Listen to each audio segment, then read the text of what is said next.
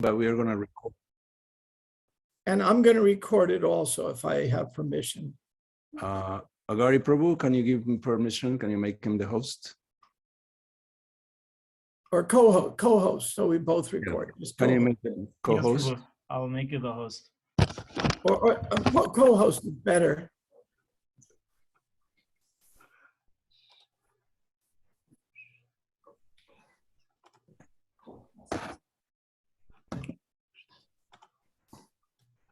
Okay, can you try now, Prabhu? Okay. It's working. It's recording. We're on. Okay. Okay, I'm gonna do the introductions. Prabhus, whomever is still logging on, please put the video on. It's nice to see faces. So I'm gonna give a small bio of Sriman Brahmatirtha Prabhu. Brahmatirtha met the devotees when he was a Peace Corps science teacher in Bihar, India in 1971-72. He had gone to India to study the Bhagavad Gita and to find out if Hare Krishna was bona fide. He then had the good fortune of meeting Srila Prabhupada at the first Mayapur festival.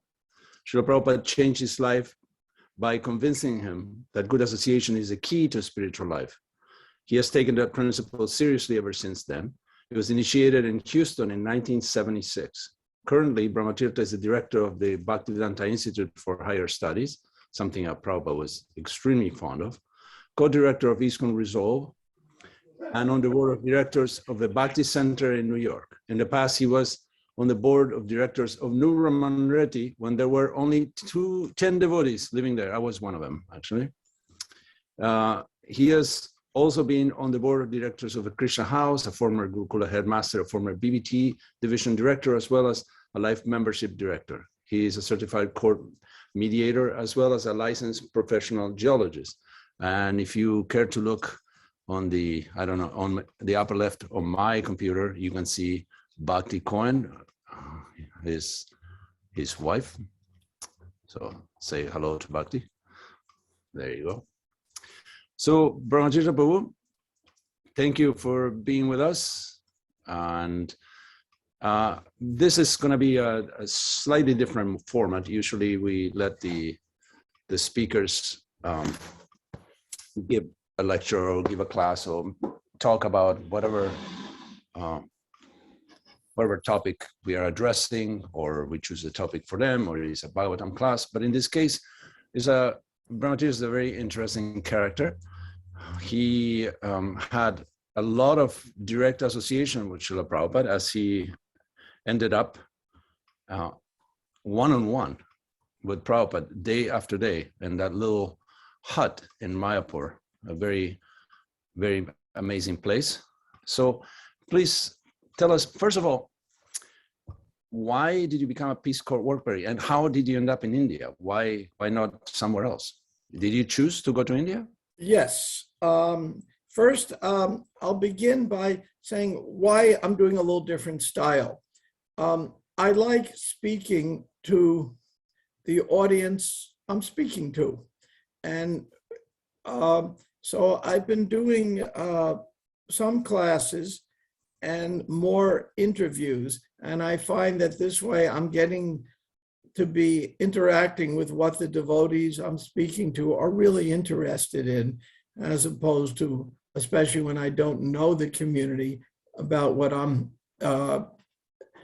just guessing. I might add another connection of mine to Gita Nagari is Satsarup Maharaj was visiting. He was my GBC around 77 time period, and 78. In that time frame, he visited and he had dinner at my extremely humble apartment, but he had dinner. And he then said he's doing a traveling party and wanted some Gaur-Nitai deities. So I took our uninstalled deities off the altar, and Bhakti and I handed it to him and said, these are yours. So those became his traveling deities, which are now the installed Chota Gaur-Nitai at Gita Nagari. And I just want to share that story with you. So I have deep connections with Gita Nagari. I had 2 kids in the Gurukula there during the Burijan days. And my son had the distinction of being the #1 thief from the Yogi Bar factory. So I have many good connections and memories of Gita Nagari. So it's a pleasure to be there with you while I sit here at 75 degrees in Florida. Is this the same kid that became a cop? Yes. Yeah. Remember, the difference between a cop and a criminal sometimes is where they sleep at night, but he's a good cop. So tell us, you said you chose to go to India as a Peace Corps. You had the choice. Yeah, well, in the Peace Corps, they ask you for 3 choices of countries, and they try to satisfy your choice. It was very hard to get in the Peace Corps during those days, many more applicants and slots. But if one would be chosen and they asked for India, they would get India because it was considered the worst assignment by experienced Peace Corps volunteers. The African assignments for example, were a lot less austere than the India assignments, even though Africa was considered at that time less advanced materially. It was actually much better. So, and of all the assignments in India, I got an unusual one. We'll get to that. And so I had put in my 3 choices for the Peace Corps. I put India, and you can guess what the 3rd one was, because the only way I'd ever go to the Peace Corps if they gave me India, because I wanted to go to India since I was a little boy, and I did not want to go as a tourist. I wanted to go looking at it from the inside out. The Gita had fascinated me. That's not when I was a little boy, but I was in high school and college.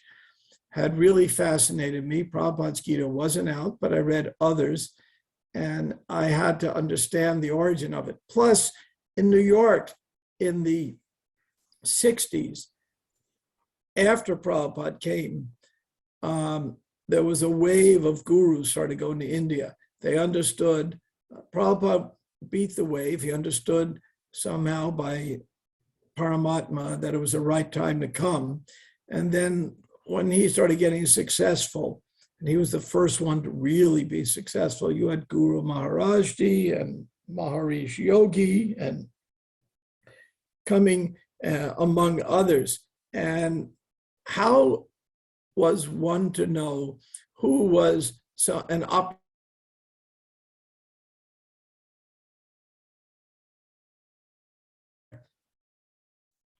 from a bona fide ancient tradition, which is what I wanted? Well, the only way I'd find out is to fulfill my long desire to go to India. So I applied to India, and I'd forgotten I had applied to India, because if you remember the 60s, then you really weren't there. And some of the younger folks may not get that, but we'll explain that if we need to. And I had forgotten I had applied, and just before I graduated college, I received the letter for the Peace Corps. You've been accepted for India, and report for duty within a month. And it was a big shocker to me. Now you were a hydrogeologist, so yeah. So your business was to go there and act as a hydrogeologist, or no. I wasn't. My degree then was chemistry. I hadn't even gotten my geology degree. I was going there as a high school science teacher, mostly in-service training for Indian teachers. And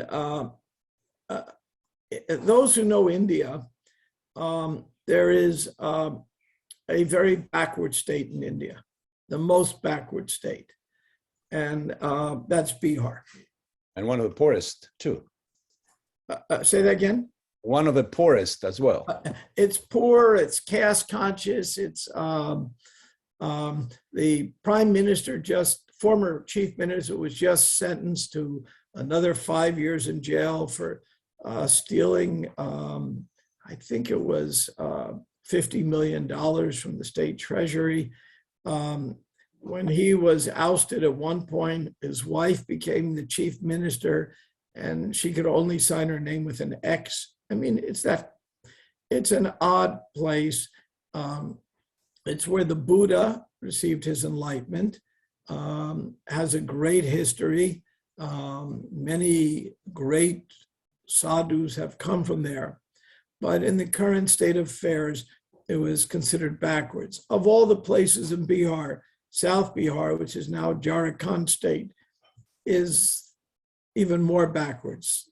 It was Adivasi tribal territory, a lot of strife between various groups. You have the Christians, the Hindus, the Muslims, the tribals. And I was assigned there. It was the best assignment I could ever get in the Peace Corps. #1 assignment. I could not have gotten a better assignment because it was the closest assignment to Calcutta, where it turns out the devotees were. And it was I was very attached to India for various reasons. And it was the one place in India where there was no chance of that attachment capturing me. You cannot become attached to the place I was assigned. It's not possible. Now, how did you make your way to Mayapur? How did you meet the devotees? Have you met devotees before in America? Yes, I went to 26 2nd Avenue because I had seen Jayadvaita Swami, Brahmatirtha then, in a party chanting in the village. And I thought these are either the biggest exhibitionists or they're above it all. I didn't know which. But to stand in a bedsheet with a tambourine and opposite colored socks, you either have to be very detached, which I admired, or a bigger exhibitionist than the many exhibitionists who inhabited the village in those days. So I was curious which. And then I got a mantra card, which I promptly lost, but the Hair album came out. So I learned the mantra from Hair, and I just liked it. I still like it. It's a wonderful mantra. So I learned the mantra, went to 26 2nd Avenue when I finally found out where they were. There was no Googling locations, and they had moved to 61 2nd Avenue, and they didn't put a sign in the window. It took me 6 months to find out where they moved. Finally, I went to 61 2nd Avenue. I'm going to find out who you guys are, what it's about. And they'd moved to 439 Henry Street. That took me another 6 months. When I finally met them, I was like entering another world. There was incense and deities and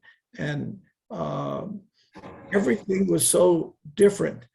But I had no idea what the philosophy was. So I said, I'd like to buy a book. Well, if I'm asking to buy a book, no one's going to argue with me. So they sold me the one book they actually had in stock then, Nectar of Devotion. Try making that your first book. It's an adventure. It's a real adventure. So I couldn't make heads or tails, but I was still intrigued. So that was my introduction to the devotees. I would occasionally, when I was upstate New York at school, but I was down in the city area. Sometimes I would visit a few times, but I couldn't figure it out. And then the letter came accepting me in the Peace Corps, and a month later, I was on the way to India. When I landed in India, I had a deja vu moment because when the Pan Am 747 landed after 32 hours flying up and down, I thought I'd be too spaced out to be numb, but I wasn't. The plane was surrounded by hordes of these giant flying cockroaches. They had enlarged the airport And in doing so, we created an ecological mess. And when the flight attendant walked down, there were no jet bridges, of course, then walked down the steps, she started screaming and yelling. She's the one that goes there every week. And as soon as I hit the tarmac, I felt like I was home. So there was something strange about that, and nice. And I knew I had come here for a reason. But I had explored the temples and the mosques and churches, and I asked people, what do you do? Why are you here? What's it about? And I'd always get the same answer. They considered their religious experience equivalent of Amazon.com. You put in your punya points and you expect a delivery the next day to your house. And it was a very disappointing experience. After several weeks of Hindi training in New Delhi, they sent all of us off on our own to tour the countryside and go to a town, buy a bus ticket, go to a town, stay overnight, talk, visit a school, and come back alive. Okay, so they sent me to the town of Tanasur.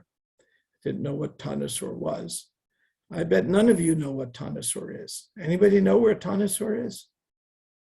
All of you know, but you know it by a different name. The name you know it by is Kurukshetra. That's the name of the bus station. The train station's Kurukshetra. So I had no idea. So I get off the bus. It was about almost within a week or two of when Radhanath Swami went there in Journey Home. We just missed each other. And when I got off the bus, there was a giant temple there, and the temple in the shape of a chariot. So I understood right away I was actually on the Gita's battlefield. Wow. So then I went to the University of Kurukshetra, went into the student union, and I was mobbed, surrounded by students, because you never see a clean-cut Western person showing up in those days. Any Westerners my age were all hippies. And Peace Corps had given me the appropriate haircut before I left, mandatory. So I was a clean-cut American, and they mobbed me, bought me a milkshake. They really wanted to meet me. And I asked them one question. I said, do you or anybody you know chant Hare Krishna? I wanted to know, was this something made up or was it bona fide? The answer I received was disappointing, but understandable now. He said, Krishna, we don't care about Krishna. This was just before the India-Pakistan war. They said, we want to know why Nixon is out to get us, because Nixon favored Pakistan and the Soviet Union favored India. And so I left Kurukshetra in a disappointed state. Then when I got assigned to Bihar, I would take an overnight train to Calcutta just to take a little break at a city. I had very little money, but the train was 25 cents, so I could do that. And I saw Giriraj Brahmachari speaking. I saw a sign, Hare Krishna Festival. I went to the festival, and it was the first time I'd been in India many months. I, some degree, spoke the language. I knew the culture. And there was somebody speaking, actually making philosophical sense. I still remember his talk to this day. And then I said, this is good. This is very, very interesting. And then I went to visit the temple, same temple we have now. And on my second visit there, Prabhupada was actually there. So somebody said, would you like to meet Prabhupada? Well, I'd heard enough about Prabhupada where I went in with a large amount of respect. And it was just a room with mats on it and covered in sheets, and Prabhupada behind a low desk, no Vyasa-san or anything like that. And so Prabhupada said, so you have any questions? So I asked a really stupid question. It was a good thing I did that because it made me gun shy to ask more stupid questions. And I had just come from Bodh Gaya, where the Buddha received enlightenment. I sat under an alleged sapling from the original tree, and I sat there, and obviously nothing happened. So I'm not the Buddha. But anyway, I asked him, I said, well, why, you're taking the Hindu path, why not the Buddhist path? Prabhupada refused to discuss isms. If I said I'm coming from a Jewish or Christian background, he's never going to comment. He's going to say, or rarely comment, he'll typically say, so what's your philosophy? So immediately, Prabhupada understood I was a little philosophical. So immediately he said to me, well, what did the Buddha say? He wanted to discuss not an ism, but a philosophy. So I muttered, well, fourfold this and eightfold that, or was it fourfold this and eightfold the other thing? And I'm mumbling and jumbling and this nonsense. I couldn't say anything coherent. And finally, I turned to him and said, I don't know. And he said to me, so why are you asking? And then I shut up. I zipped it. I said, I'm just going to sit there and listen, which is what I did. Lucky it didn't make it into the book. Well, that was in Calcutta, and that wasn't recorded. I did, there's a BTG, the next issue of BTG is an article that discusses these points. And there'll be a new introduction to the book I'm working on that discusses these points, because many devotees ask me, and so they're entitled to know. And apparently, to my utter shock, the book's in 58 languages. So it's just a strange phenomenon. I personally can't relate to it. For about 35, 40 years, I refused to speak on the book. It just, I'll reveal my mind. Somebody asked me, I talked to them. It wasn't like I zipped it, but I was afraid as the book got more and more languages, if I spoke on it, I would think it's about me, not Prabhupada, and would hurt my own spiritual life. So I kind of made my own position not to speak. And then as the COVID came, so many people asked me, you got to tell the story. So I said, okay, devotees are asking, I'll do it. And it turns out it is about Prabhupada. It's not about me. And I could have spoken on it all these years. So be it. Let me tell a little story here. In 1985, I don't think we traveled together to India, but we actually met in Calcutta and traveled together to Mayapur. And there was a devotee at the reception, and then I think it was the long building, and maybe one other building was in construction. And we went to reception to register ourselves. And when he asked this British devotee that was there behind the desk, asked, what's your name? And he said, my name is Bob Cohen. And the guy dropped the pen and said, the Bob Cohen? The perfect questions, perfect answers guy? You said, yes. He said, you made me a devotee. And I remember you said, no, Prabhupada made you a devotee. If you remember correctly, I'm the idiot that was asking the questions. I see it that way. Prabhupada was able to take whatever I asked because I did really want to know, and I did have a sincere desire. I had an unusual childhood, and it really prepared me for meeting Prabhupada, because in one way, I was ahead of my years in certain aspect of life due to a childhood matter.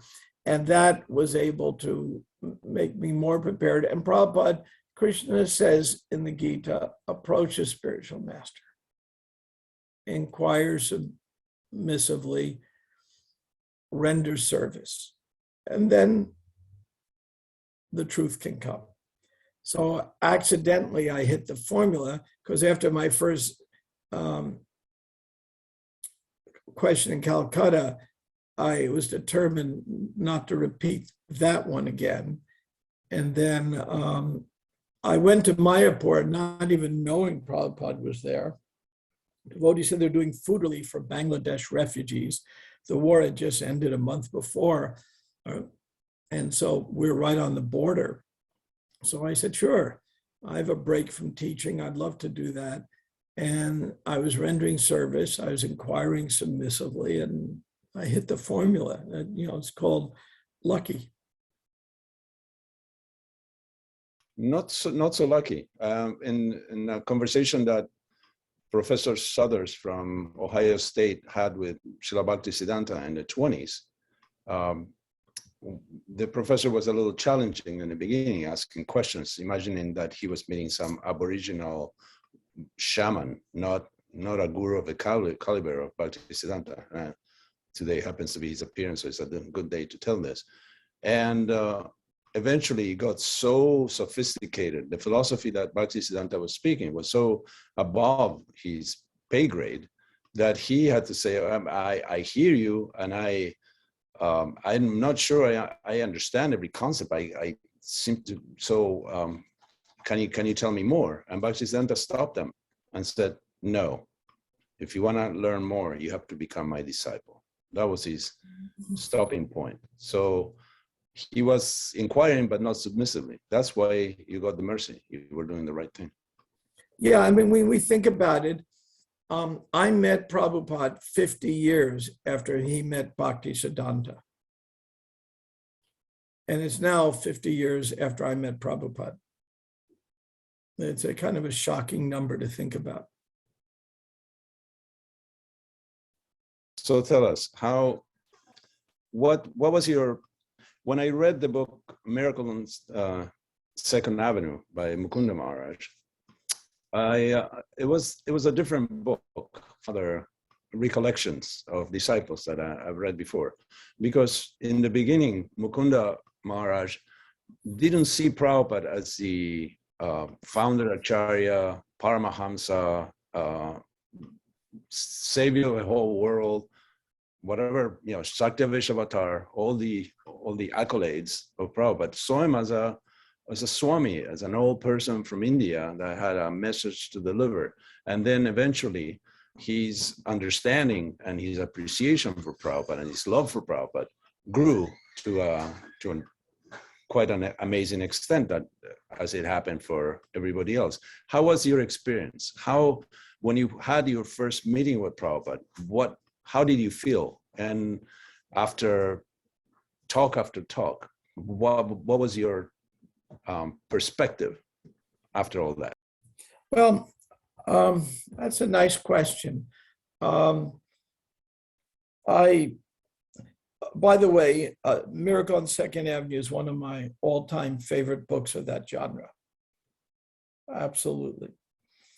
One piece missing in Perfect Questions is the first conversation I had in Mayapur. Now, to put this in context, I got off the boat.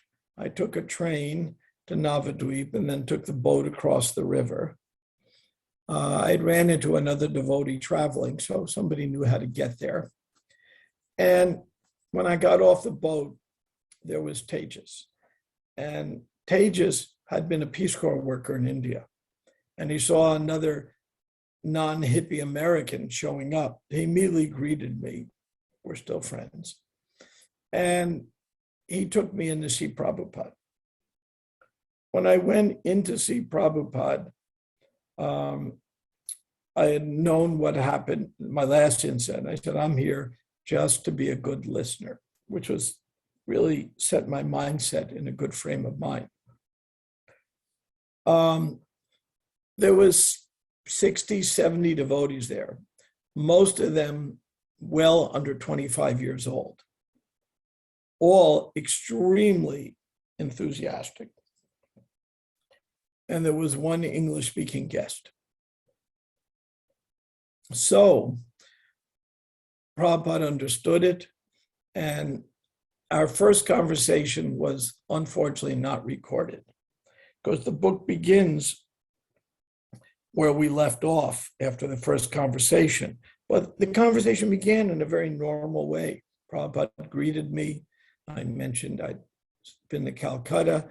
What am I doing? I'm a science teacher here and there. And it was a very a normal introduction. You know, the book unfortunately doesn't begin there. After that conversation, Shama Sundar, who had a shortage of cassette tapes, so he was very parsimonious in what he recorded, said, "This is interesting." And he hit the record button, unbeknownst to me, fine with me. And he started recording. So the book begins not at the beginning of our conversation in Mayapur. It begins with the second conversation. And then Prabhupada made me feel very, very relaxed. He was on a low platform. I sat on a mat on the floor, and somehow I always kept my gaze at his feet, which were, I just had to look slightly down and there was his feet. Don't know why I did it, but I did it. And I thought there was only three of us in the room, myself, Shama Sundar, and Prabhupada. Later on, I hear from many devotees, the whole doorway was full of heads. They were there. The room was actually quite full. It was a little smaller room than now. You know, the Bhajan Kutir gets washed away in each flood and they rebuild it. Now it's similar. And Chutananda had actually built that for Prabhupada. And Prabhupada just so captured my attention, but made me feel very comfortable, made me feel relaxed. And he kind of probed. And then something very, very mysterious happened. So mystical that to this day, it still bewilders me. When I was studying the Gita in college, under a very competent Professor John Kohler, we were using Dr. Radha Krishna's Gita in English, no Sanskrit. I don't know any Sanskrit. I had questioned Professor Kohler on one verse, apichet sudarshano, even if one commits some most abominable activities, because most student activists in those days, we were all digital thinkers. It's either yes or no. We had very little shades of gray. We had no appreciation for somebody else's point of view. And that was quite problematic. We just didn't think that way at all. So here you have a verse saying that someone is a sinner, yet they're also a saint. And that really struck me as made no sense to me. So I asked the professor to explain it. And I remember him saying to me, "It is intuitively obvious," which is his highfalutin way of saying he has no idea whatsoever what it means. He was clueless. So I let that drop, didn't meditate on that verse, didn't think about it. And then Prabhupada quotes a verse to Sanskrit, the very first one he quotes to me. And he turns to me, and I didn't know any Sanskrit, and that was clear. And he turns to me and goes, "So you know this?" And it was the only verse I knew in English, the very first one he quotes to me. That, and weirdly enough, it's the last one he quotes to me. And oddly enough, I do ISKCON Resolve, and we have to live by that verse. So Krishna was very funny trick Krishna played there with that verse. It didn't hit me at first. It took me a little while later to realize the mystical thing that happened. So that's a little of the background. So I am not sure I'm satisfied with the answer to my question, which is, how did you feel between the first meeting and the last meeting? Did anything change, grew, modified? Yeah, things changed because of one of the most wonderful people that ever walked on the planet. And that's the wonderful Yamuna. There was hardly a person who was more loving, open-hearted, kind, Krishna conscious that I have met. And after I had like 3 sessions with Prabhupada, maybe more, It was Gaur Purnima. There was no electricity where we were, little generator sometimes, but no electricity. There were no shops at Mayapur. You couldn't buy anything. I mean, it was very austere. And just rice paddies with some tents on it. And it was full moon, clear night. And Yamuna came walking up to me, and she had tears in her eyes, and the tears were reflecting the moonlight.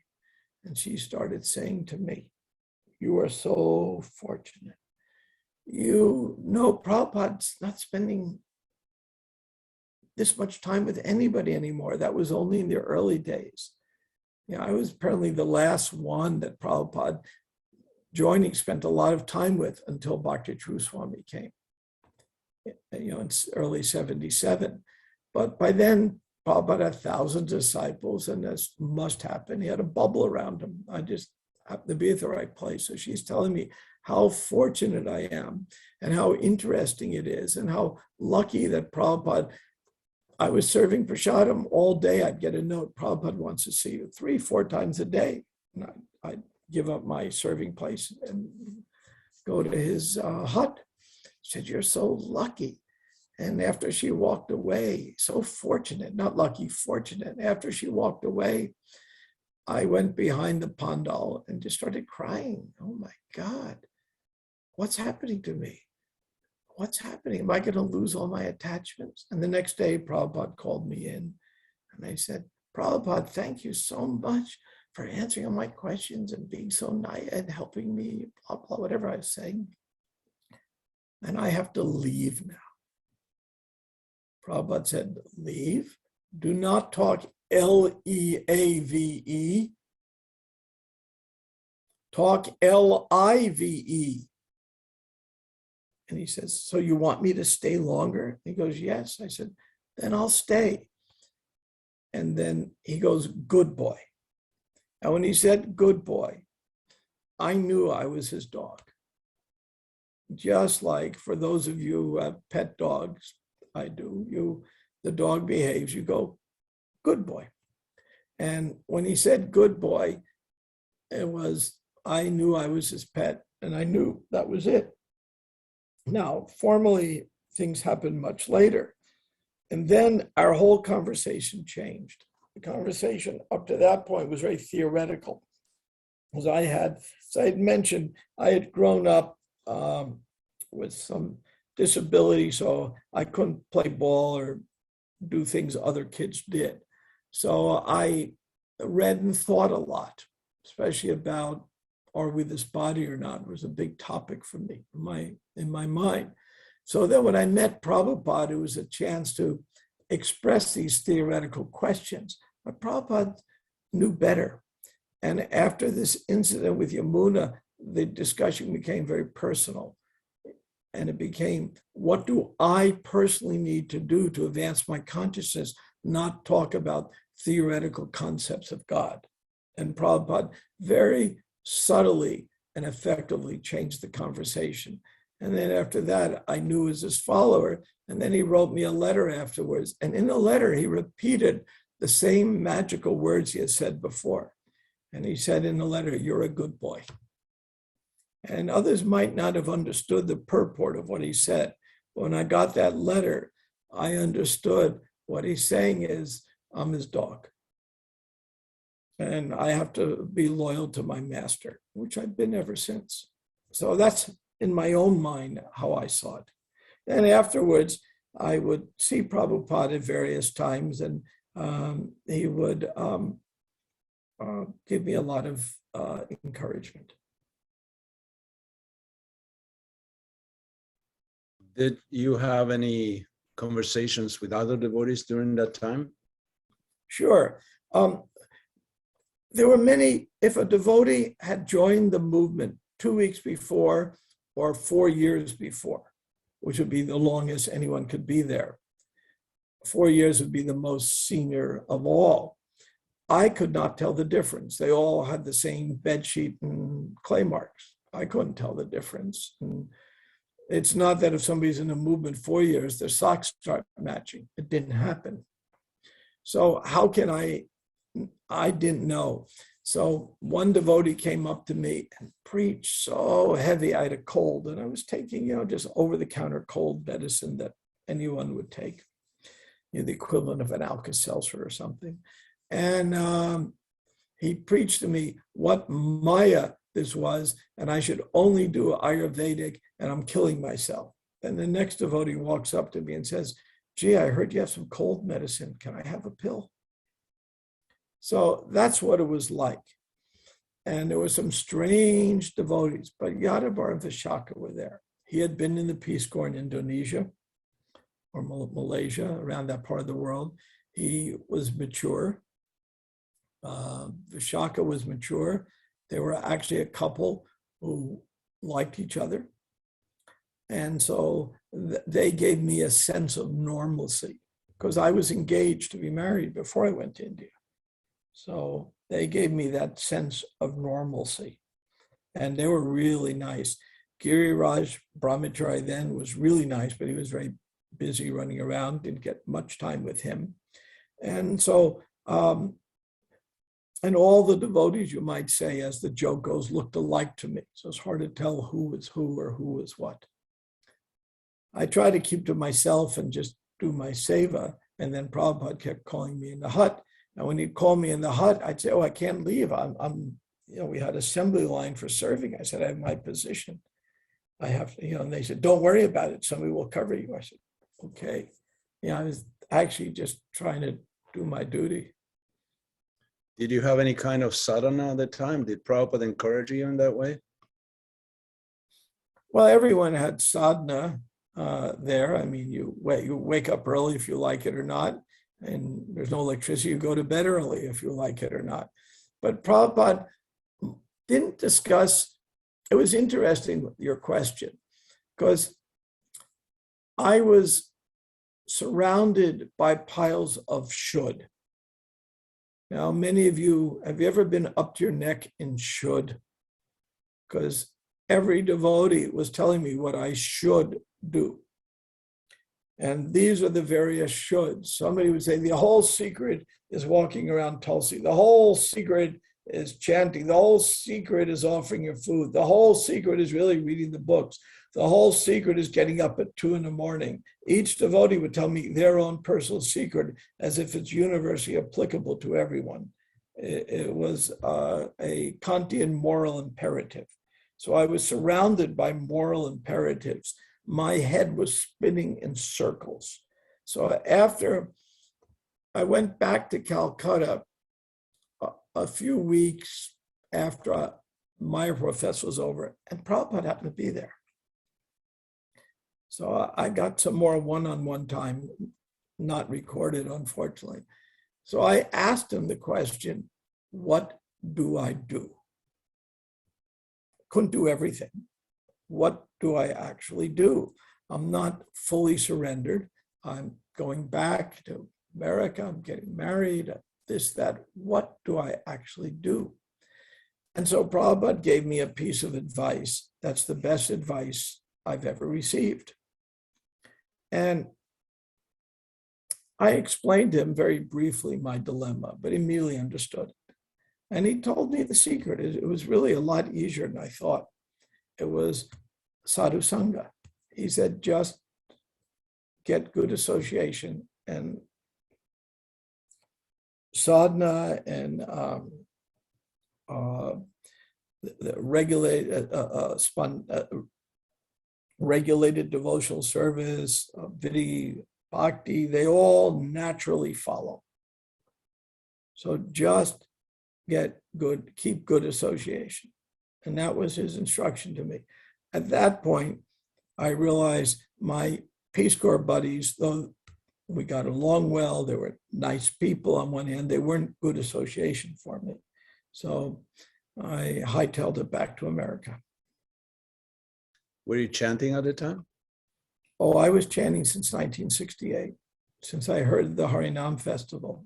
Not on beads. I didn't chant on beads till probably, until after Mayapur. But I was chanting wherever I was. Whatever I did, I was just always, whenever I just spontaneously, I was chanting a lot. I wasn't counting rounds, but I was chanting. But after that first Harinam festival, you know how you get a song in your mind and it won't leave no matter what you do? That's what happened to me. It got stuck. It's still stuck. Well, fortunate you are, as Jamuna would say. Tell me, when you went back to America and met with your girlfriend, what did you tell her? Oh, this was a quite shocking time for her because she had no idea. We couldn't, phone calls from India didn't work in those days. There were no satellites, very, very difficult, very, very expensive. It would take a month's salary and I'd have to yell so loud, we wouldn't need the phone. So I think I made one phone call and it really didn't work. So we correspond. And I had told her that I met a guru and we had this great adventure. But before that, she knew that I was, I wasn't into heavy drugs, but I sure had hash browns every morning for breakfast. And so some of my letters were a stream of consciousness. So when I wrote, because I'd completely sobered up, you might say, after I met Prabhupada, I really didn't want to be stoned in India, but I was with other Americans and there was either that or SWAT mosquitoes, it seemed. So when I wrote her that I'd met this guru, we sat under in a hut on the bank of the Ganges, blah, blah, blah. She thought I really must have escalated whatever I was taking to the really heavy stuff. And so she had no idea. But then she met Prabhupada. And when I came back, I still know, it's advice I give others, never, never preach to your spouse. It's about the dumbest thing anyone can do. You just don't do it. It's like Prabhupada says, you don't twist somebody's arm behind their back and go, do you love me? Do you love me? You just don't do that. So I knew not to, but I wanted to go to the temple and she wanted to be with her fiance, then husband, so she'd go with me. And she met Prabhupada. Now, when she met Prabhupada, it gave her a real transformation moment. And it was very funny when she met Prabhupada, because for me, Prabhupada's Bengali accent was nothing. I lived in India. I could understand 99%. For her, she had never in her life heard an Indian accent, especially a Bengali Indian accent. So she asked Prabhupada a question and he answers in perfect English. And she has a deer in the headlight look in her eyes. And Prabhupada turns to me and goes, translate. And she's on, she can speak for herself, but Prabhupada really affected her heart. And then there was, I have to add this. Some of the devotees in New York then were very kindly, and some of them were very heavy. And they wondered, it was unusual for somebody to be becoming a devotee and not move in an ashram. But I had an apartment and I was in graduate school. That was double weird. But I was chanting 16 rounds, I was following, I was doing various service, but it was a little strange. So some of the devotees would really get on my case, you might say. Hey, why don't you give up? We'll get you a nice devotee wife, or move in the ashram, or whatever they were saying.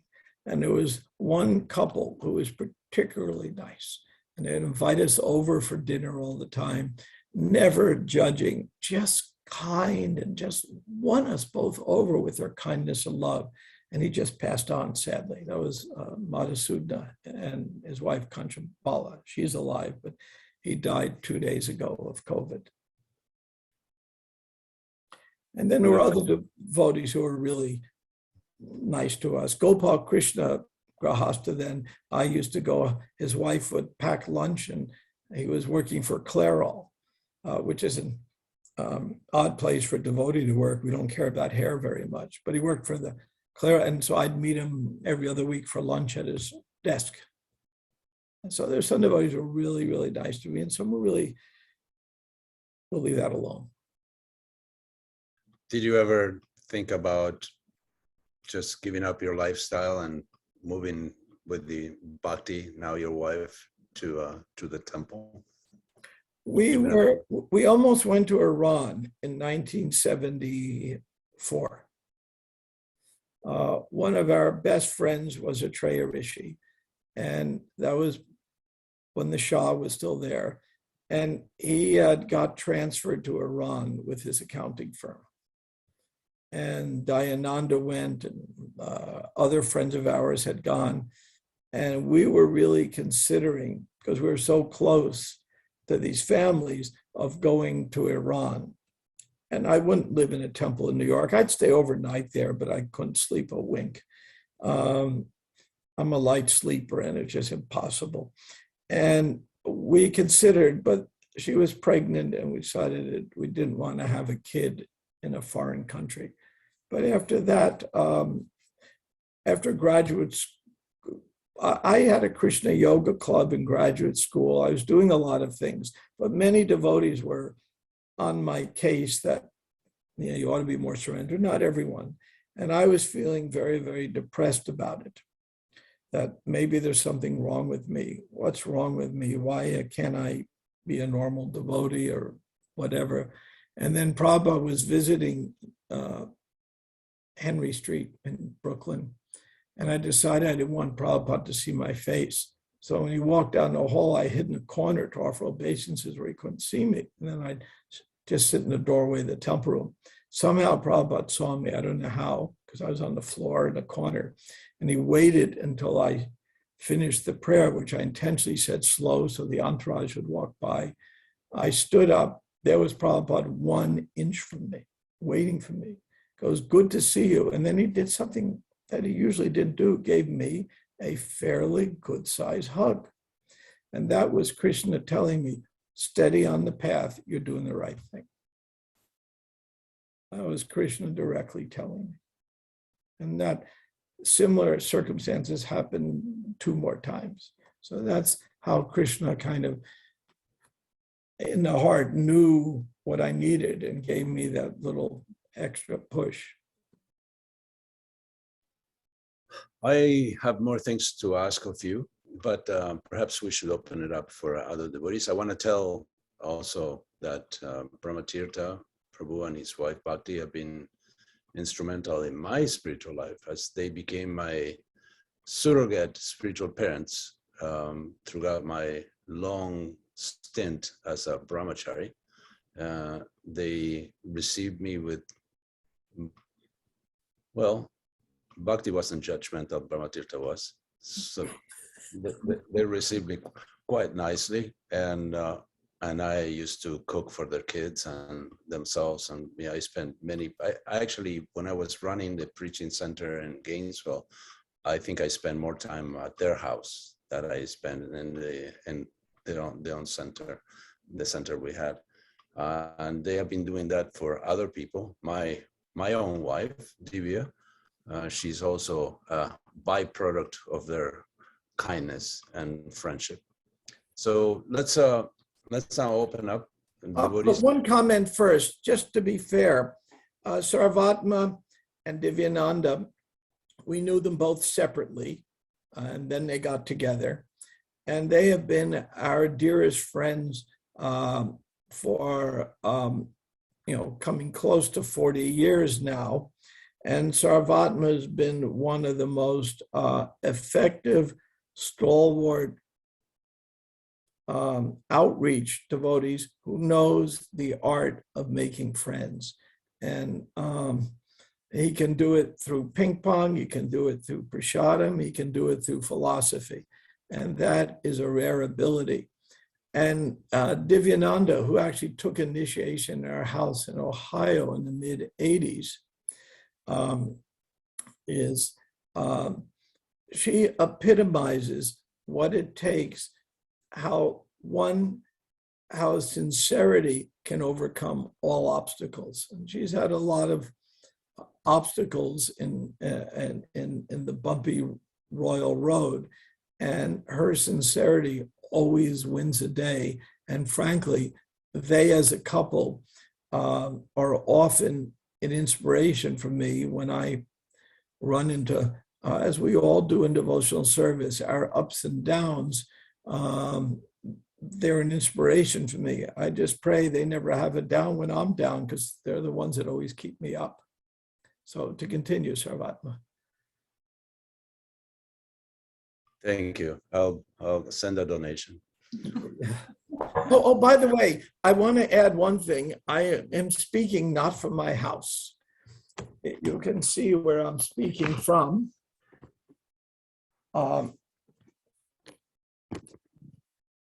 This is the new world headquarters for the Bhaktivedanta Institute for Higher Studies. This is our main library room. And we have 8,000 book library to begin with, many, many rare books. And we just finished our second in-person hybrid Zoom seminar on cosmology. We did one in December on mind-brain interface. And so I just want to point out that I'm broadcasting from what I hope will be an historically important place for ISKCON. I was speaking with Akandadi Prabhu today in Wales, and he agreed to do one of these lectures, one of these talks. I may do an interview, probably not. We decided on April's 1st to be his day to speak, April's Fool's Day. And he's going to say, we decided the title of the lecture will be, Is Science Making Fools Out of Us? And I suspected that it wasn't your home, because there are too many books and you're semi-illiterate, as I exactly correct. Yeah, and we would not have a BI without a Akandadi. It's his cool-headed brilliance that makes our BI actually work, and I mean that from the bottom of my heart. We were going drifting, and then he came and spent some weeks with us, and it got us on course. Is about 3 years ago. Now we have, I don't know, maybe 50 PhDs working with us. It's never been like that before. This is wonderful. Okay, let's get to the nitty-gritty. Please, devotees, raise your hands or raise a virtual hand, and I'll please dispense of the formalities. Just ask a question so we don't spend too much time, and hear from Brahmatirtha Prabhu. Any hands?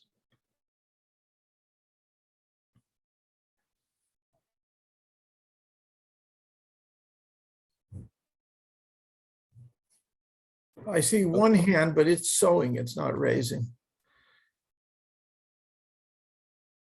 Okay, maybe Bhakti has a question. Could be, when are you going to be home already? Bhakti, did you want to add anything? There's a question. Go ahead. Go ahead, Bhakti, if you want to add something, that'll be nice. Okay, actually, I do want to hear Bhakti's version of meeting Prabhupada, but Sahadev Prabhu has a question for you. Go ahead, unmute yourself. And please, Prabhuji. And nice to see you again. Hare Krishna, thank you. I'm really glad to see you. Yeah, nice to see you and nice to hear from you again. Hare Krishna. I just wanted to find out if you could send us a link to the Sangha you were talking about that you just had a Zoom discourse. Some of us might be interested in participating. In the Bhaktivedanta Institute? Yes, where you said you discussed cosmology. It's in the chat. Oh, okay. And it's right there in the chat.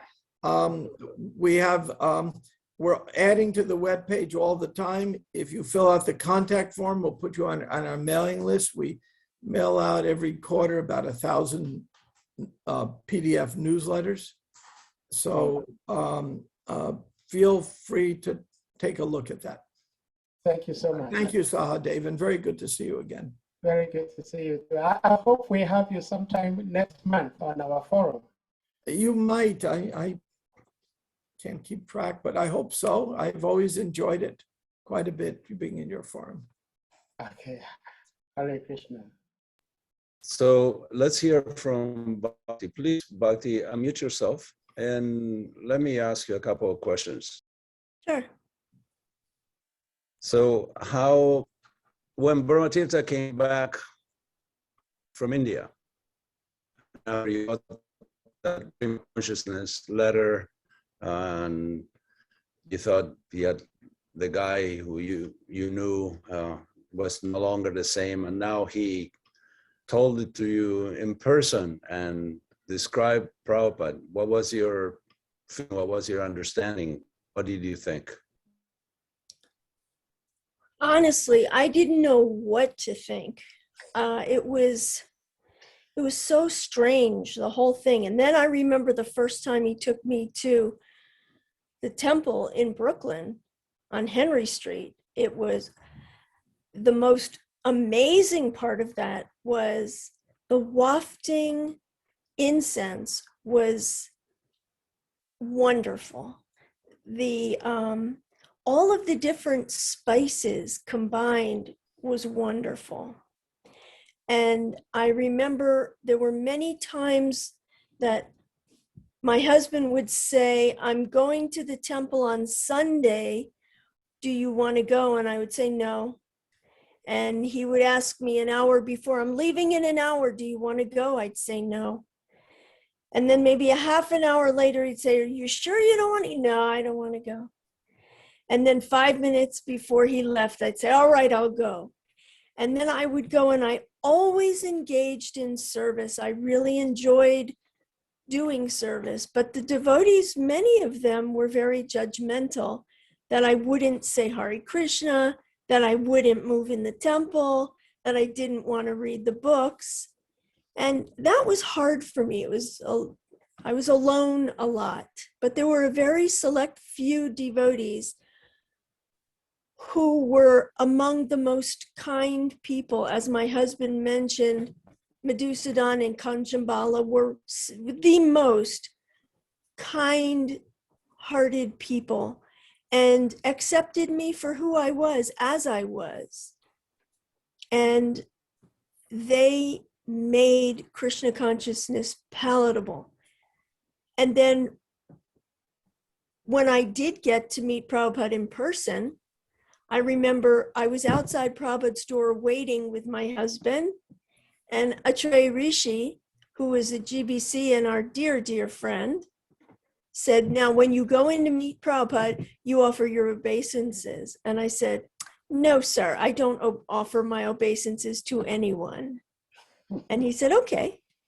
And as we walked into the room, my husband offered his obeisances. I bowed down to Prabhupada, not to the floor, and walked right to the back of the room. And it was a long room.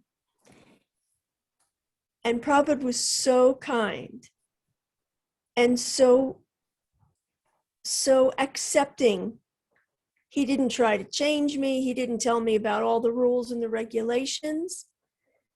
And I'll tell you, when at one point, some devotee brought in a huge bowl of these white balls, and they looked like golf balls, and I couldn't imagine what Prabhupada would do with golf balls on his desk. But anyway, Prabhupada called me up to his desk from way across the room.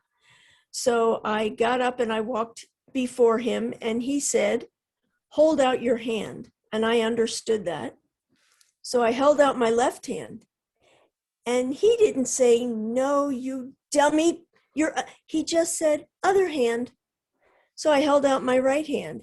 And in it, he put one of those balls. But the ball wasn't dry. It was very drippy. I didn't know what it was. I didn't know what to do with it. So Prabhupada motioned to me like this. And I thought, how is this thing going to fit in my mouth? But I did what he said.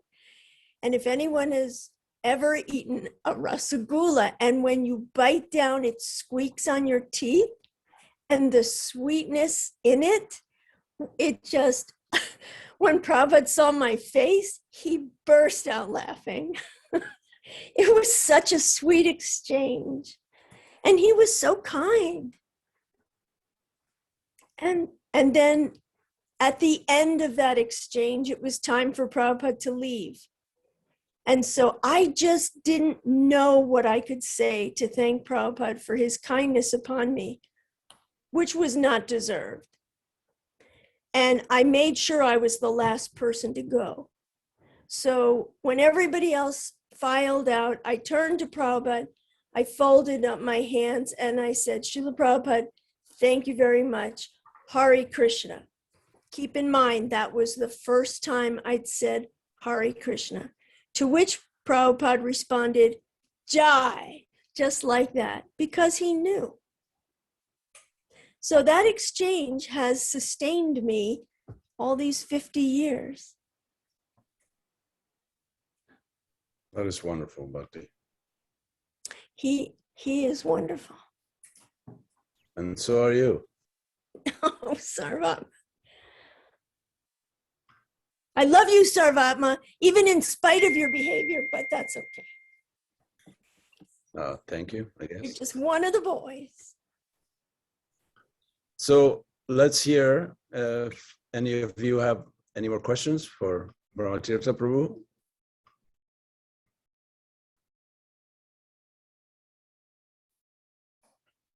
The topics I typically talk on are obviously in the 50th anniversary, perfect questions. I also run the Ask a Nerd column for the Bhaktivedanta Institute.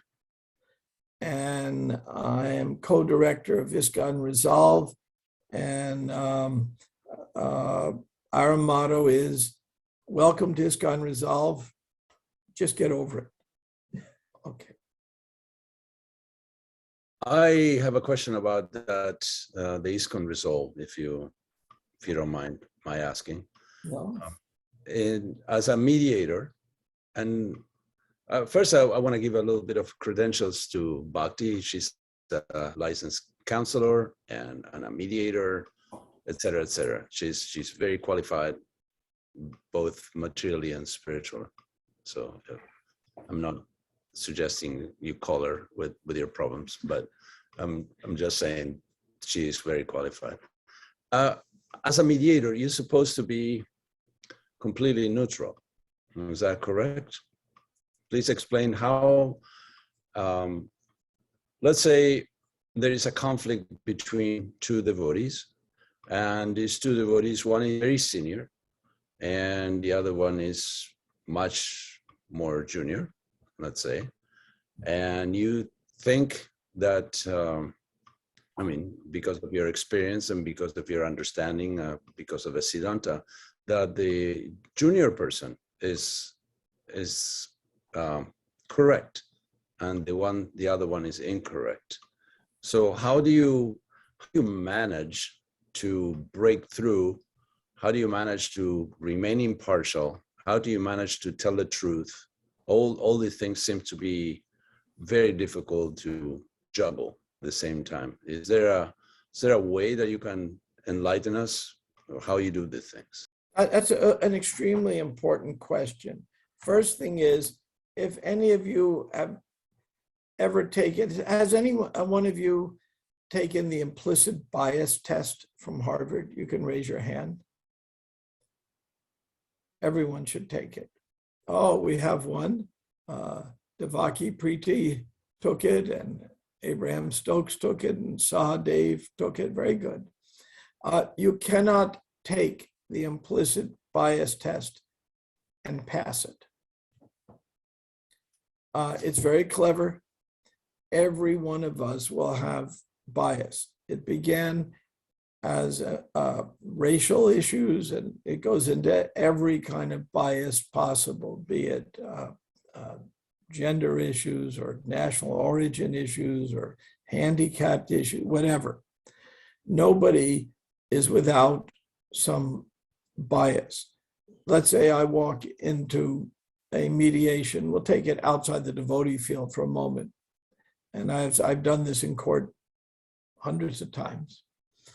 Somebody walks in, they don't smell very good, they haven't shaved, and they're slovenly, and somebody else is in suit and tie with freshly shined shoes. Obviously, my mind is going to be prejudiced. The guy with the freshly shined shoes is probably lying between his teeth, but whatever. My mind is going to have some prejudice. The job of a mediator is not to pretend we're neutral. It's to notice, as we say in modern terms, mindful, notice our biases and not act on them. So that's the key. The second principle is when we're in a mediation situation, we balance the power. So if some devotee is some big shot, some devotee is some little shot, I balance the power to make sure they each get equal time, because we treat everyone with equal respect. That's a principle of mediation. A third thing is our job is not to judge. We're not trying to empower someone for a solution. So we're not trying to empower them with a solution. We're trying to empower them to come up with their own solution. We may seed some ideas, but the idea is that we're not the judge. So we balance power, understand our own biases so we don't act on them, and treat all parties with equal respect. I've been in circumstances where somebody's very junior and somebody very senior is there. And as you would guess, Sarvatma Prabhu, it can be a challenge for me. And I have to, I go through at least a week of training every year in mediation to keep the skills up to speed. It's a constant learning curve. I hope that answers your question. It does. However, do you enter that type of dialogue with an understanding that mediation, the result of the mediation is binding, and does everybody follow that? Once they hear, it's voluntary. Let's say there's a dispute and we come to an agreement. 80% of the time we mediate, we find that we come to an agreement everyone can live with. That's a little better than outside of the devotee world.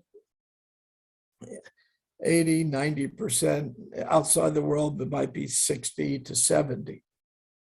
Then we find 80 to 90% of the time, when the parties voluntarily make an agreement, they stick to it. There are exceptions. Some people are of low character and their word means nothing. That can happen. Somebody changes their mind with buyer's regret. So when I come up with a mediated agreement, I don't rush the parties to sign it. I say, why don't you think about it for a day? I don't want buyer's regret. Sometimes I have to mediate. I've done this in a movement where one of the parties has some mental illness. That's much more challenging and much more difficult because they don't even know what they're thinking. And in a case like that, therapy is more appropriate than mediation. And some people are welcome that news and some people can't stand to hear that news. It's never boring. We are, those of us who do ISKCON Resolve, we are the porta potty of ISKCON. Well, you're doing a fantastic job, and I'm a first-hand witness of that. Sometimes it doesn't. I've made enough mistakes in my 20 years of doing it, so I learned something. Sahadev Prabhu? Sahadev always has a nice question for me. Always. Hare Krishna. Thank you, Prabhuji. I must say, I had raised up my hand before you asked that question about that exam. So I haven't taken that exam yet. That's why. But if you may permit me, I have two questions. Sure. And the first question is, I hope and pray that you are not aware of what I'm going to be asking you about. And if you should ask me to tell you, I'm sorry to say, I will not be able to tell you. But the question is, in today's world where we have access to spewing out information, whether it is true or false, and everybody grabs it here and there, there is some, how should I say it? There are some people, not just ordinary people, but devotees, who speak so much ill of you. And of all the complaints and allegations they level against you that I have read, they are all false. But my question is, how do you develop the mindset and the thick skin to absorb all these false allegations and accusations while you are doing everything in your humble attempt to serve Sri Prabhupada? Yeah. That's my first question. Yeah. I got inoculated against this. And you know, I'm obviously a pro-vaxxer here, and I'm still alive to prove it. So in the 70s, we had the biggest craziness ever I've seen in ISKCON in New York, in which the temple president, who had been a sannyas, who got married, Prabhupada performed the wedding, and he had married this crazy lady somehow. She had every bad quality. I mean, I can't think of a good quality she had. And he married her, and eventually devotees, once every week, a devotee was coming to our apartment, leaving the temple, and trying to find another temple to go to. And I was watching this. I think I'm a bhakta, and Prabhupada told me to, even if I have any questions, see this senior devotee. Oof. Was a very good man, but got bewildered. And then the lady started offering unmentionable foodstuffs to Radha Govinda. I mean, unmentionable foodstuff. I won't even say what it is. Just so horrible. And I'm watching this go on, just like, I'm a bhakta. What's going on here? And then I saw, then 3 devotees stood and blocked the doorway from the temple president's wife. You are not allowed back in. And Prabhupada praised them, made 2 of them GBCs, Treya and Gopal Krishna then, Rahastas, and Prabhupada made them GBCs. Prabhupada dealt with it very intelligently. And those devotees who blocked the door, he praised. Those senior people who stood by while the nonsense went on without doing anything, Prabhupada chastised. Those ordinary devotees who just followed, knew it was Maya, but followed, Prabhupada appreciated that. So Prabhupada dealt with everybody as individuals. That gave me a vaccine against ever being disturbed by anything else that happened in the movement. Now, almost all the personal attacks against me I've seen, there's not that many. A lot of people get attacked a lot more than me, but evolve around one issue. There was Arnold Zach, who was our mediator trainer. He went, very world famous mediator, went to Mayapur twice to convince the GBC we ought to open ISKCON Resolve. He's a wonderful person. He always said, when you get to child protection issue, all rationality goes away. I felt very strongly, and I still do, and I speak up about it, that the CPO has dealt very improperly. For example, in the Lakshmi Moni case, I've never once said, is she innocent or guilty? I've never opined on that. Yet I'm accused of opining on that, and I'm accused of, I felt that the process upon which the decision was made was grossly unfair. And I say it loudly, and I don't really care if somebody doesn't like it that I say that. I really don't care anymore, because I have a vaccine that prevents me from disturbing my faith in Krishna. And in 1990, I was a vice president of a mid-sized environmental firm. And I won a very large contract with the state government in Florida. Very, very large. So I had to go and be the lobbyist for the company in front of the legislature about matters related to it. And I knew nothing about lobbying in a government. So I had one of the senior lobbyists mentor me. How do you do this? I mean, the crazy place here at the Capitol. And he turns to me and he goes, son, do you have thick skin? I said, I don't know. He said, well, you better if you're going to be here, because people are going to say the most horrible things about you that aren't true just because they're opposed to what you think, and they'll attack you. So I learned to get some really thick skin. So I have thick skin now. When I see some of these things on the internet about me, it hurts. It hurts me a lot more when I see it about my godbrothers unfairly attacked for things that they never said or did or anything wrong. When I see it, it really hurts, because it's so Vaishnav. It's such the wrong way to have relationships. When I see it, it bothers me much more than when I first stood up and said, this wasn't fair, this process. And I was, as the ISKCON ombudsman, following the process. I was requested by a GBC committee to be involved. So I was. I probably know more about that case than anybody. Again, to repeat, I'm not saying innocents are guilty. I'm saying the process. Was it fair? Absolutely. I'll stand in front of the deities and say, no way, impossible. Was it fair? Now,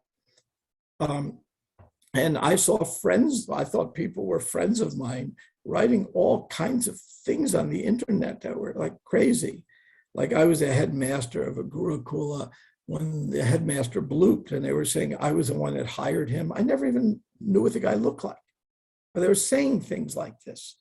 And then I realized that in one of the symptoms of Kali Yuga is disinformation. And if we read the 12th canto about what Kali Yuga looks like, we can see that that truthfulness is fading. The bull of Dharma has 4 legs. The last leg left is a little bit of truthfulness. That's the last leg. Cleanliness, austerity, mercy. They're been chipped away. A little bit of truthfulness left. And when that truthfulness fades away, we know we're in Kali Yuga. So I realize it's Kali Yuga. I try not to hold bitterness towards these people. I feel bad for them, but I also won't hang out with them. If they want my association, they're going to have to behave differently. So that's a long answer, but I think it's an important question, because in this modern day of internet truth, it's important that we not get sucked up into the internet gossip. Prabhupada warned many times that one of the biggest dangers for devotees' own spiritual life, each one of your spiritual life, is called Gramya Gata. Gramya Gata means gossip. One time Prabhupada walked by an ashram in Denver and he heard the brahmacharis gossiping about a sannyas who was having trouble. He couldn't chant his rounds. He had some trouble. People have troubles. Instead of being merciful, they were gossiping about it. And Prabhupada was furious. He said, he will hear about this and then he'll have to go away. And Prabhupada was furious. So this internet has turned into a big gossip column. And in the Chaitanya Charitamrita, Lord Chaitanya is instructing Sanatana Goswami. And one of the instructions in Madhya Lila, volume 8, in the purports, Prabhupada's talking about, do not get involved in these mundane gossip activities. He said it is a major source of spiritual weakness. And now the internet is the largest gossip column that we could ever imagine. It used to be in the newspapers like the New York Daily News or the Post. One of the popular columns was the gossip column. And the gossip columnist would write, oh, did you know we saw so-and-so famous actor with so-and-so actress at this restaurant.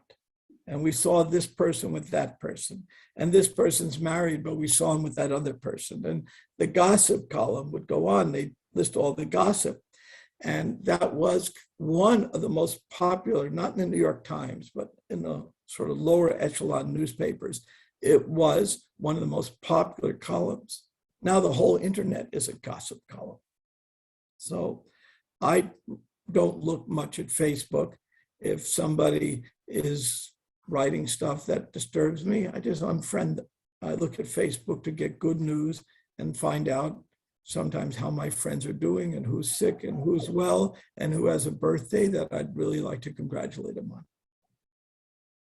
So I'm sorry to give a long-winded answer to this, but Sahadev, you never fail to amaze me with your good questions, so you deserve a good answer. Well, thank you, Prabhuji. I think the answer actually satisfies my second question, so I rest my second question. Thank you so much. Prabhuji. Okay, thanks for asking that, Sahadev. And I know I went on a little, but your question is so important to me, not because I get criticized or not. At this point in my life, at my age, I don't care anymore. But it ruins the movement. There's nothing that ruins the movement more than gossip. And if somebody's having trouble, God, let's help them. Let's not just be like flies, looking for wounds. It's what ruins the movement. And there's a lot of that. And it's a natural tendency. It's the natural tendency.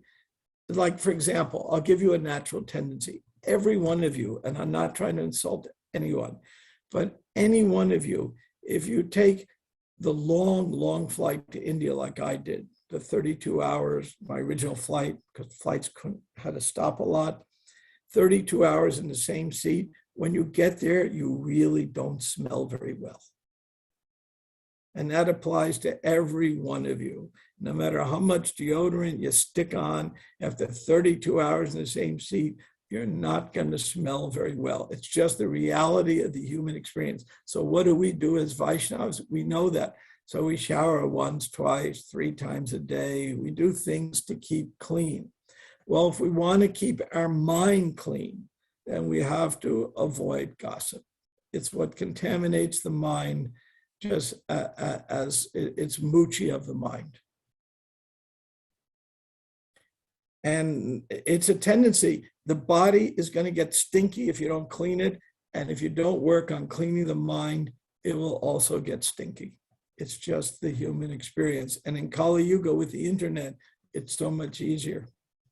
Now, when America was founded, there were more newspapers per capita in the Revolutionary War time than any other place in the world. And most of the newspapers, what we call yellow journalism, they were written by pseudonyms, Hamilton, Jefferson, Adams. They would all write columns, but not under their own name. That was standard practice. Criticizing the other one, publishing gossip, attacking with falsehoods. America was founded with an internet. And if you read American history, which I do a lot of, you will see that we were founded on the principle of free journalism but also of no very little libel. There were no libel laws then. And it was just, we were found that way. There's something in America about freedom of speech combined with freedom to gossip. So that's there. It's the American story. We as devotees have to be like the lotus flower above the water. We got to be above it. If not, there was a famous American comic strip that had a saying that I love. And the saying goes like this: we have met the enemy. It is us. That's Pogo, for those who know the comic strip. So to avoid being that enemy, we have to rise above gossip. God, I got a soapbox here, didn't I? Yes, you did. I have a question. I have a question for you. Sanatana Goswami said that if somebody praises you, they're your enemy. So what is the option? The option is, I don't think the option is to be neutral. The option is to criticize. Someone who criticizes you is your friend. So how do you consider that gossip? Even if it is true or not true, that doesn't matter. Just the fact of criticizing puts you in a position where you actually will, maybe the proclivity for gossip may come out. So well, I'm going to go look back at the Chaitanya Charitamrita, and you will find when the devotees meet each other and talk about each other, there is constant praise and humility and appreciation. The nice thing about the CC, and I try to read that every day, I just love the CC, is it's modern. It takes place when Vasco da Gama was discovering Goa, when when America was being founded by Columbus. It takes place in modern history. It's a very modern book.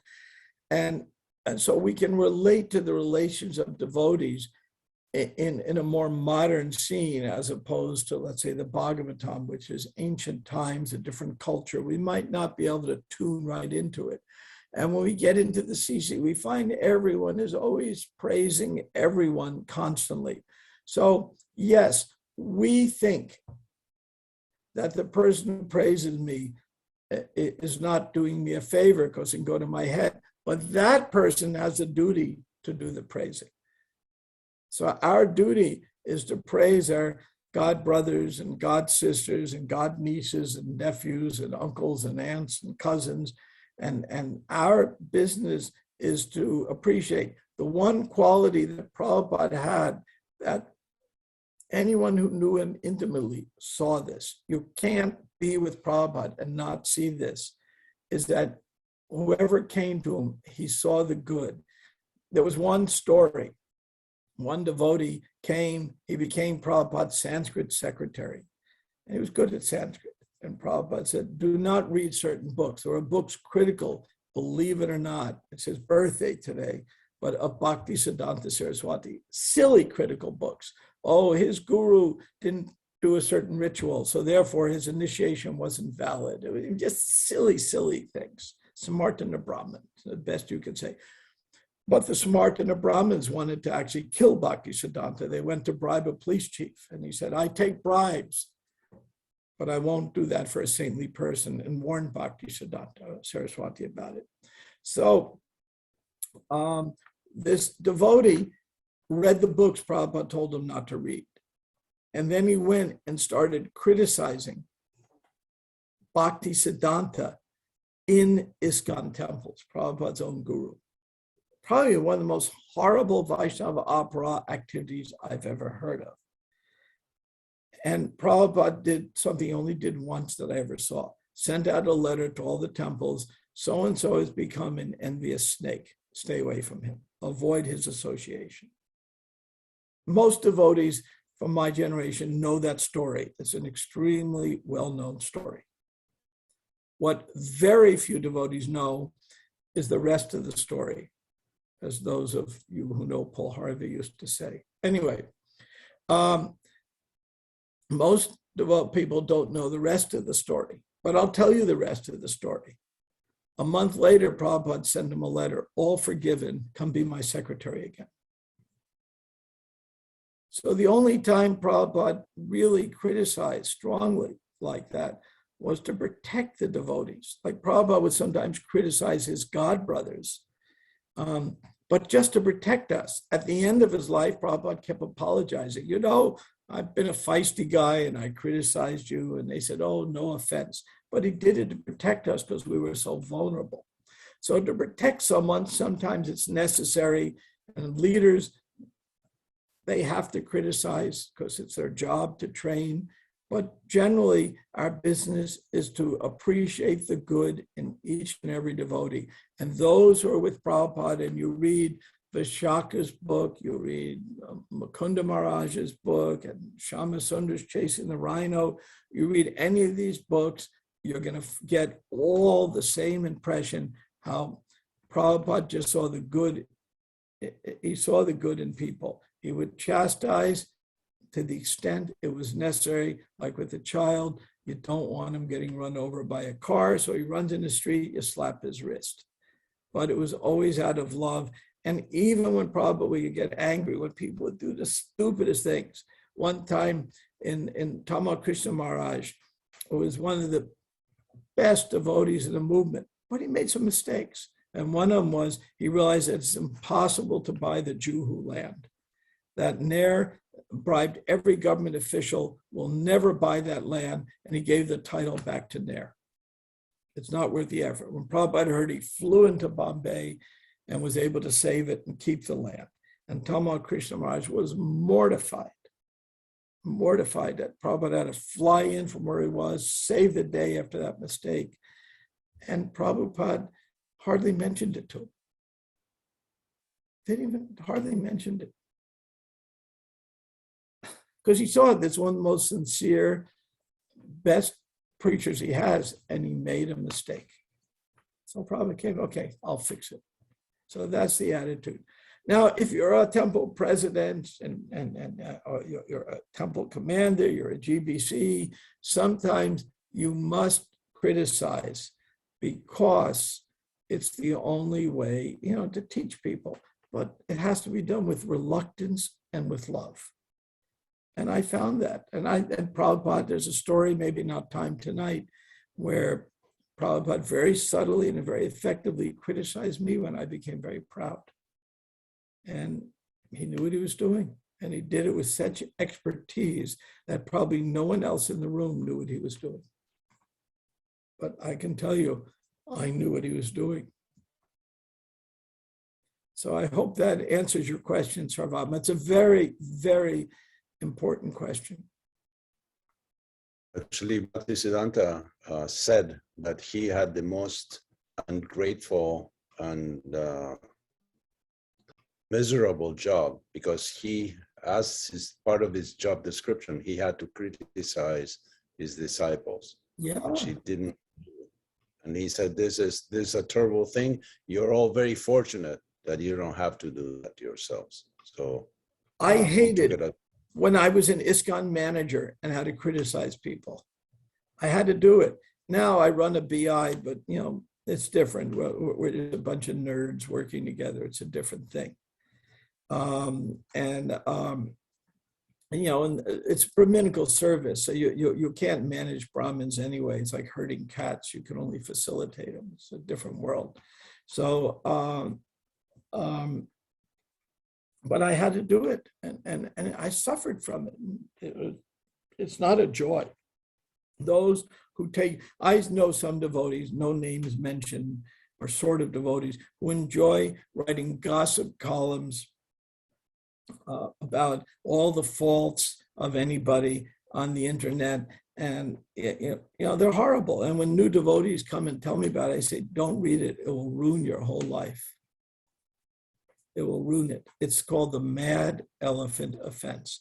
When a mad elephant, it doesn't care for anything. It just ruins everything. Yeah, this is a good point, Sarvabhauma. So I think we're coming to the end of things. I've been going on a long time. Nobody's fallen asleep yet, which is a good sign. Once I gave a class, and this one young man at Krishna House came to me and said, Brahmatirtha, I really liked your class. And he gave me the rarest of compliments. So rare. Maybe none of you have ever received this compliment. Maybe you'd like to hear what it was. It was so rare. I know Sahadev knows this. And he said, I said, what did you like about the class? He'd been there 2 months. He said, I didn't fall asleep once. So I bless you all that you can give a class and get that compliment. I think it's a good point to end this, at least temporarily, before we fall asleep, I will say. Yeah. I would like to thank you in my name and Divya's name, the name of every devotee, for agreeing to talk to us. I would like to the devotees to unmute themselves and acknowledge this personally. And turn on your cameras if you can. I'd like to see you. Yes, so many nice faces there. Look at these nice faces. Brahmatirtha Prabhu, my name is Surapal, and I would like to thank you so much for this wonderful Sadhana discussion. Thank you so much. It was nectarian informations. My pleasure. What's your name? My name is Surapal Das. Where are you from?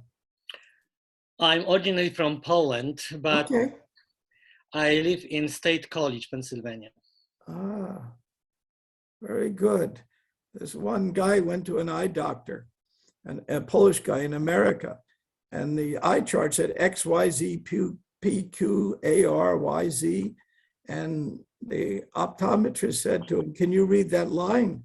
And he said, "Yes, but that's my cousin's name." Sorry about that. I couldn't help that. Okay. Nice to meet you. That's okay. My grandparents are Polish too, so I'm into it. So please express your gratitude. Mute yourselves. Thank you, Prabhu. Hare Krishna. Thank you. Thank you very much. You want to say anything? Very good. Nice to see Also, you all thank in you, Blue Grade, especially after such a long time. Thank you for the class. Oh, what a cutie. That's cute. Thank you, Prabhu. Okay. Hare Krishna. Thank you very much. Also, thank Prabhu, you I so would like to share one more pastime about, not lifetime, but I just really want to send appreciation to your book, Perfect Question, Perfect Answer. I mean, it's sure Prabhupada books, but when I was going on Sankirtan, that was one of my favorite books to give to people. Thank you. And also, especially those who are a little bit like in distress or in poverty, like those homeless, some people. And because I would tell her, if you read this book, you will get out of the situation. Because the first chapter, there was a section about you pray to Krishna to be rich, then he will fulfill it. But so yeah, that was. I have a few pastime giving this book to a few homeless people, and they didn't have any money, but they would go back people for money to give me for the books. So yeah, I just want to say and share my heartfelt gratitude for the existence of that book, and I also really like that book. Thank you for your kind words, much appreciated. Okay, thank you all very much. Nice to see you all. I hope you stay healthy and warm, and tell Gorni Tai I miss him. Don't come and see. Haribo. Hare Krishna. Hare Krishna.